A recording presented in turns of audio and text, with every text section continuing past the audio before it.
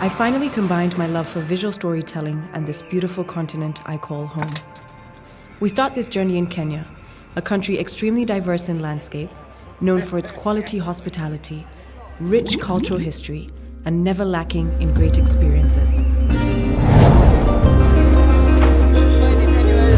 In Mombasa City.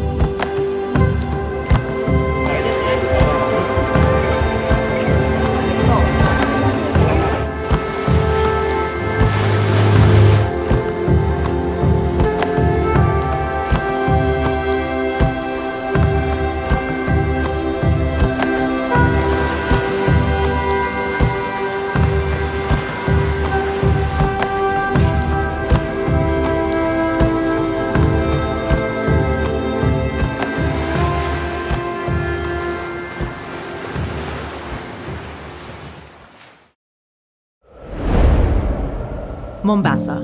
Located south of the Kenyan coast along the Indian Ocean is the culturally rich city of Mombasa, Kenya's hub of coastal tourism and the country's oldest city. The most commonly spoken language here is Swahili, a language that borrows heavily from Arabic. Popular modes of transportation are tuk-tuks, matatus, and boda-bodas. Oh, Mombasa, Mombasa, we're here. We're just checking into the Sarova White Sands, gorgeous hotel, loving the fresh florals. Can't wait to show you guys our experience here and what we're about to get up to. Come on, let's check in. I love you.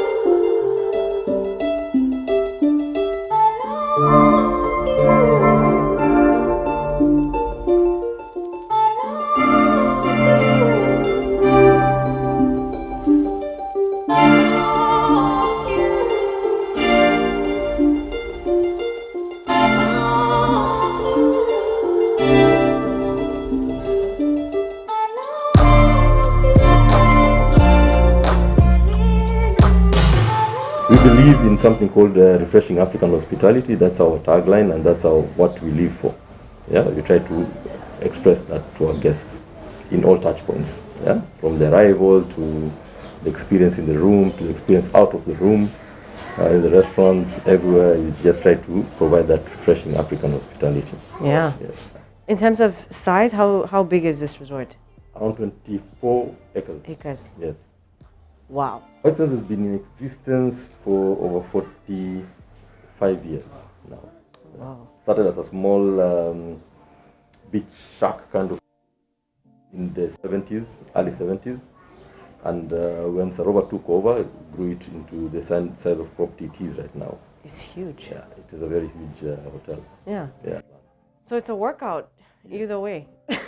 Once you go around the whole place, you actually do a proper workout. Proper workout. All right, well, we're looking forward to this stay. Can't wait to see it. Thank you so much for this exclusive tour from the GM. Yes. We appreciate it. And already, I'm pretty sure we're going to be back. Mm-hmm. Yeah, thank you. You're welcome.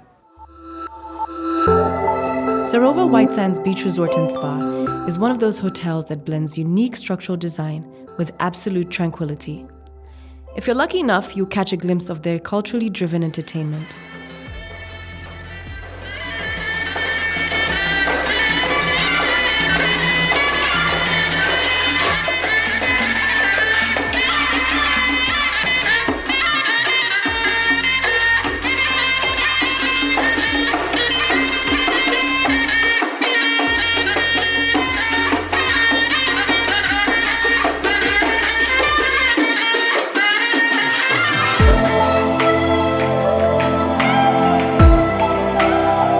With two main bars on the property, I couldn't pass up an opportunity to get behind the bar and learn the tricks of the trade.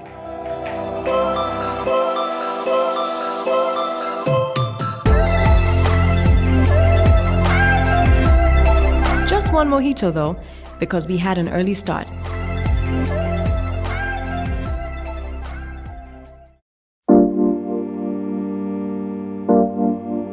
Good morning. My name is Benson Kamanja, the executive sous chef of Sarova White Sands. Welcome to Pavilion Restaurant. Today we are serving a Swahili breakfast. Swahili breakfast is breakfast which entails local and Swahili dishes.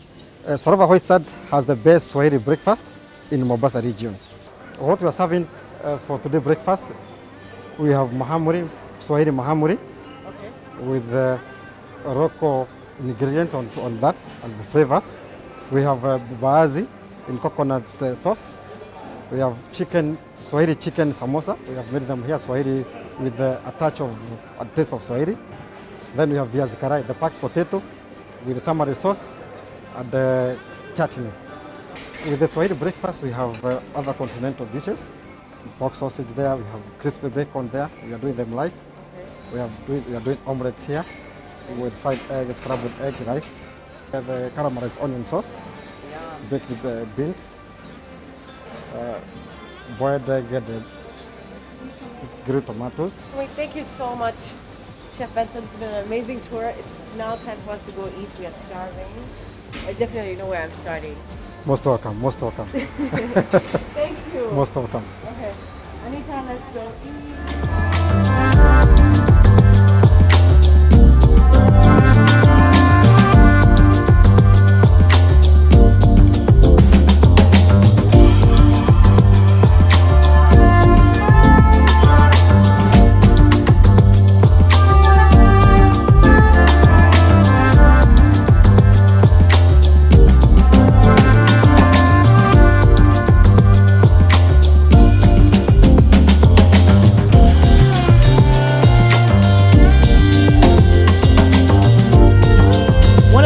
Places to get in touch with the food, culture, and people of an area is a market.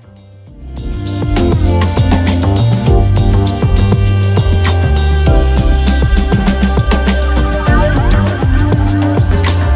market vendors were very friendly and surprisingly naturals on camera.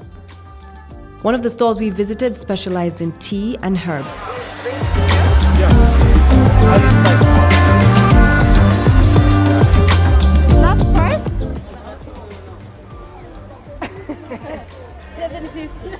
Hey! Only 50 shillings off. Only. Okay. I thought it was like maybe 500. We're from Uganda. Let me go back to Uganda with something that reminds me of Mombasa. Six. Oh, and in case you're wondering, I got the bag at 500.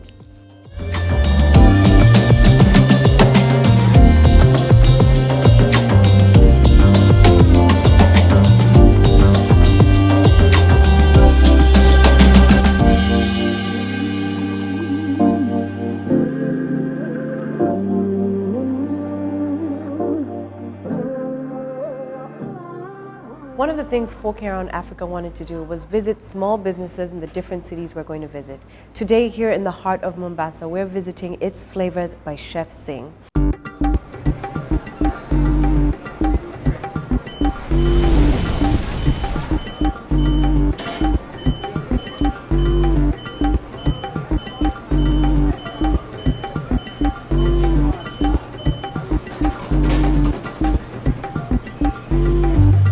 The slogan that this restaurant carries is "Taste the Myth," something that Chef Singh is out to break, the myth that Indian food is only hot and spicy. We're going to meet him today, but first, let's taste the food.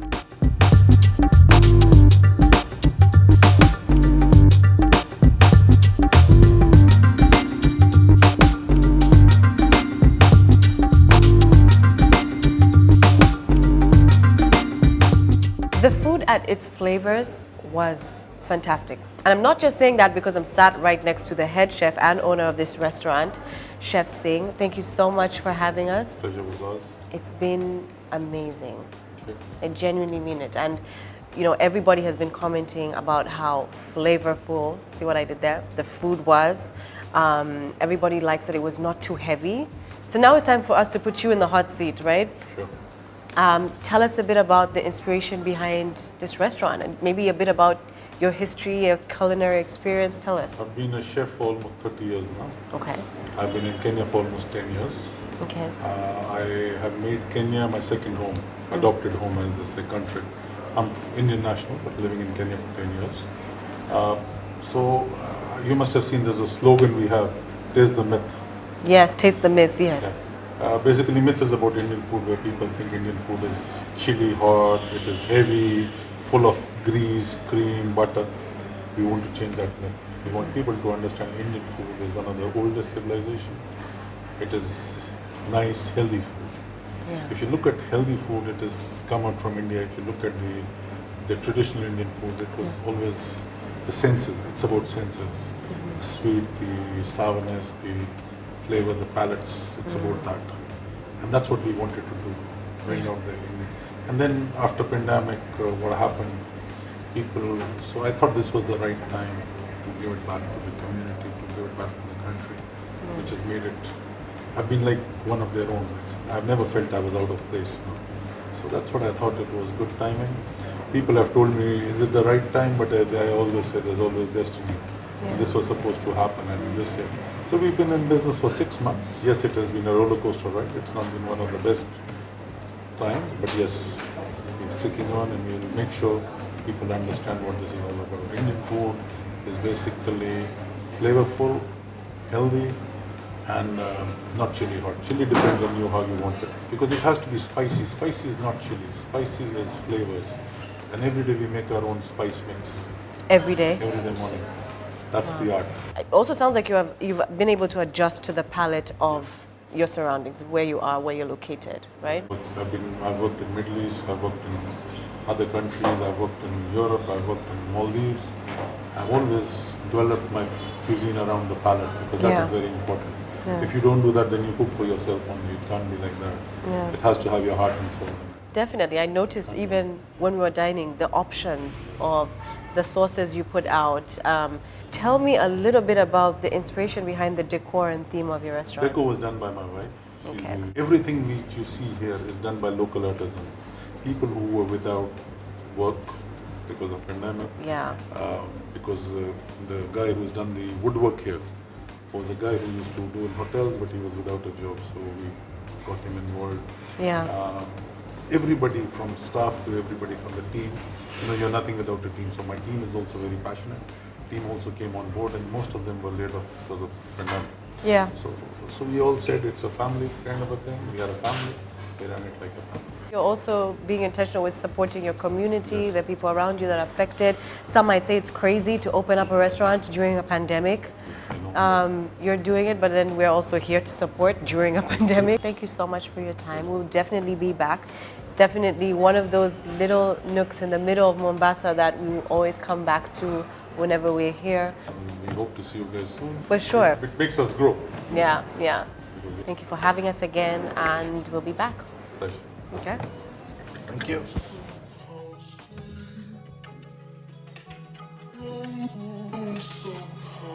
The second leg of my trip takes me to Diani, a coastal town 26 kilometers from Mombasa. I took the scenic route by ferry, and in the blink of an eye, we were in paradise.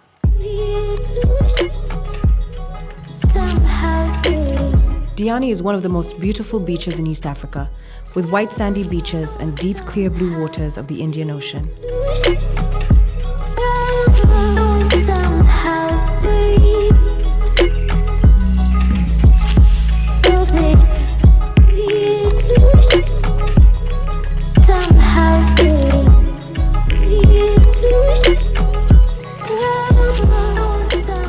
When you look at top beach destinations in Africa, Diani makes the list.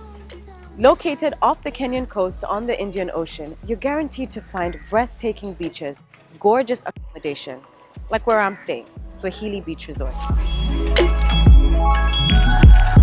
This gorgeous resort is an integration of African, Arabian, Indian, and Zanzibari influence. The property consists of 11 pools, 5 restaurants, and over 140 rooms. Throughout the resort, you're greeted with the fresh ocean aromas and hospitable staff. I still can't grasp the fact that you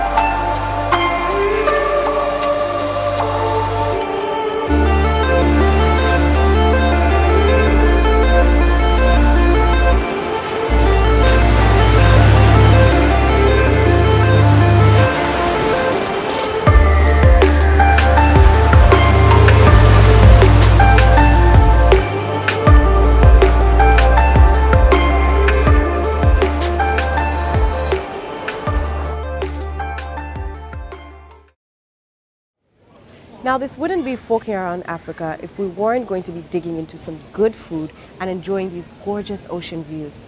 Now, right now, I'm waiting on Steph Stewart, who's going to join me. And in the meantime, I'm sipping on a Kenyan coastal staple, the dawa, a refreshing drink that's meant to just take you through a perfect vacation, kind of like what I'm doing right now. Now, this can be served either non-alcoholic or alcoholic, but like I said, I am on vacation, so alcoholic. Cheers.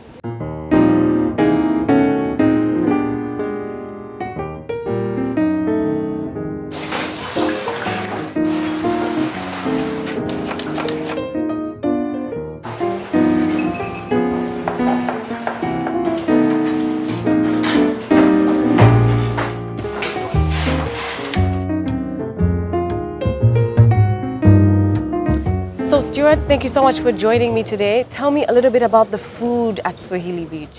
So, Lucy, let me tell you one thing. Swahili Beach, we are known for producing the best Swahili dishes. Okay. We deal with seafoods, which we are supplied with directly from the local fishermen. Okay. They are ferried in every day, every morning, fresh from the sea. Fresh. Yeah. See, we don't get a lot of fresh seafood where I'm from, so every time I come to the coast, I'm so excited to try out new dishes. I mean, what are some of the attractions here, let's say the dining experiences that you have? Okay, in Swahili, we have 4 restaurants. Okay. The Majlis, the Spice Route, Zanzibar, and Bahrain restaurant. Okay. Of which each and every restaurant has its theme. Every day, there are different themes, different cuisines. Okay. Yeah. Swahili is a paradise on earth.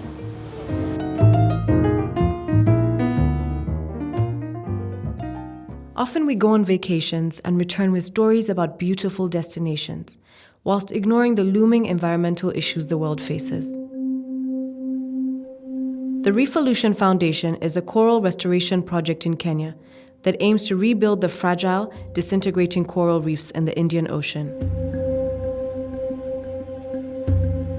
Hi, I'm Peter Vodegel and I'm working with Reefolution at Swahili Beach Resort to see if we can set up a new coral restoration project. Currently we're busy with a pilot project setting it up, and I'm going to explain you a bit about coral restoration.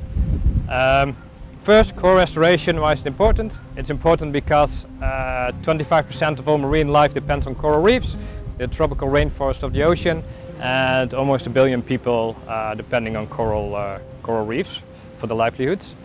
What we first do, we pick up little pieces of coral in the ocean. They broke loose by the force of nature, and then we hang them in the trees like this. After 6 to 9 months, they grow from this little size to like this size, and then we can put them back on the degraded coral reefs. That way, all habitat comes back for the fish, and the fish in turn keeps the corals healthy. We put the coral reefs, we put them on artificial reefs. We got a unit over there, it's a bottle reef. So we actually use bottles that have been recycled, so they have been used by the resort or other tourist companies, and they donate them for us to use and to put the corals on, which give the corals a good basis to grow from. After a few weeks already we see some fish returning, and after a couple of years we can really see like large fish communities coming back to the area. Currently with the pilot project we aim to restore the whole Diani National Marine Reserve. Well, we start with a small area and then hope to accomplish to restore other key sites, but that's a long-term aim. So far we're still doing a pilot study.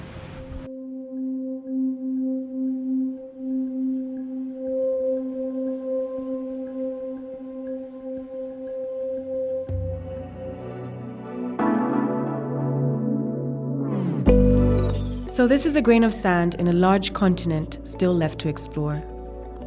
I leave this paradise more enlightened by the history, culture, and people of the coast, awakening a desire in me to share more experiences from Africa to the world.